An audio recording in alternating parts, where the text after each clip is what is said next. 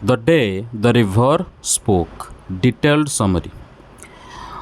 The story revolves around a young girl named Janvi who lives in a rural village and frequently visits the river nearby.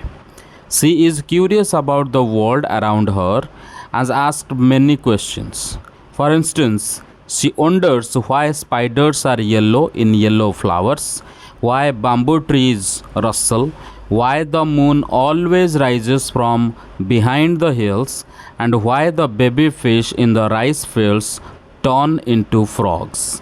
These innocent but profound questions reveal her deep curiosity about nature and life.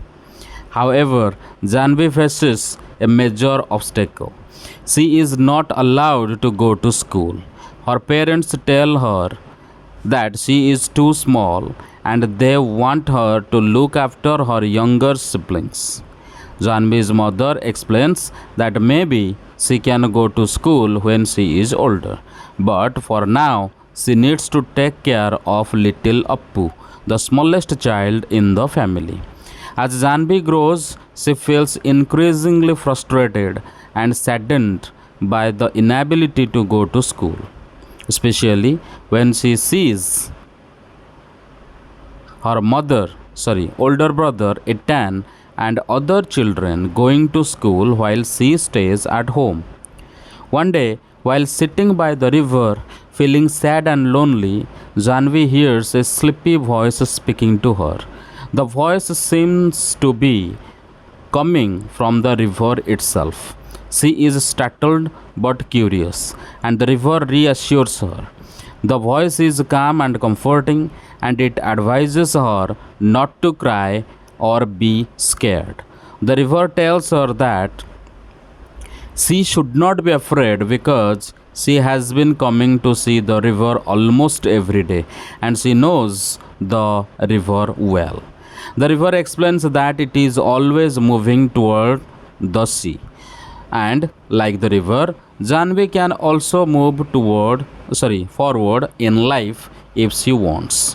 It encourages her to go to school and not be afraid, even though she feels she is too old to start. The river also reminds her that little girls can do as much as little boys. Girls can swim as fast as boys, and they can also learn as much as boys. Janvi expresses her desire to learn, saying that she wants to understand why things happen the way they do in the world around her. She is especially curious about nature and asks many why questions, such as why the moon always comes from behind the hills, why fish turn into frogs, and more. The river listens patiently to her questions and even shares a little secret with her. It always sees the moon going down toward the sea over the mountains, just like the river does. In the conversation that follows, Janvi is determined to go to school. The river suggests that she could sneak into the school one day and listen to the lessons. The river is confident that the teacher might allow her to stay if she does so.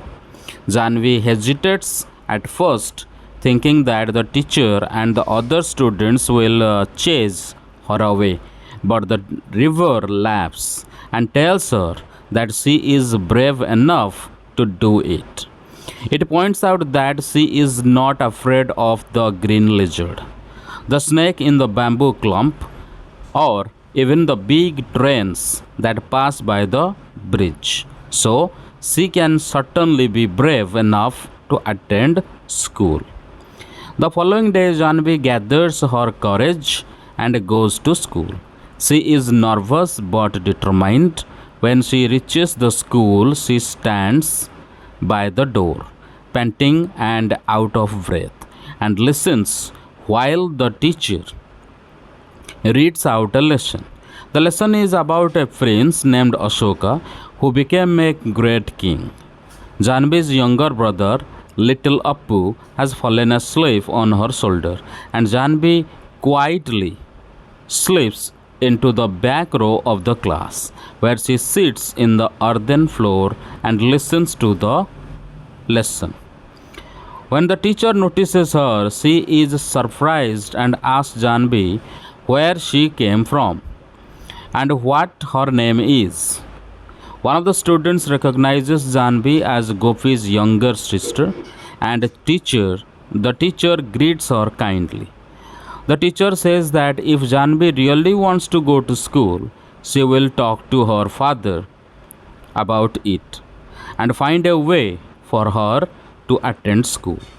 Janvi feels a sense of hope and excitement as she realizes that there is a chance for her to learn. The next evening, Janvi observes her father talking to the teacher outside their home. She can see her father scratching his cheek, a sign that he is worried. Janvi's mother also notices the teacher and speaks to Janvi, telling her that girls should be allowed to learn as much as they want. She shares her own experience, explaining that when she was Janvi's age, her grandmother did not allow her to go to school, but now she is happy that the teacher has come to speak to her husband about Janvi's education. Janvi is filled with hope and excitement. She tells her mother that when she grows up, she wants to be a teacher and go from house to house in their village to encourage other girls to attend school. Janvi is determined to learn and teach others as well. The next morning, before school begins, Janvi visits the river to share her success.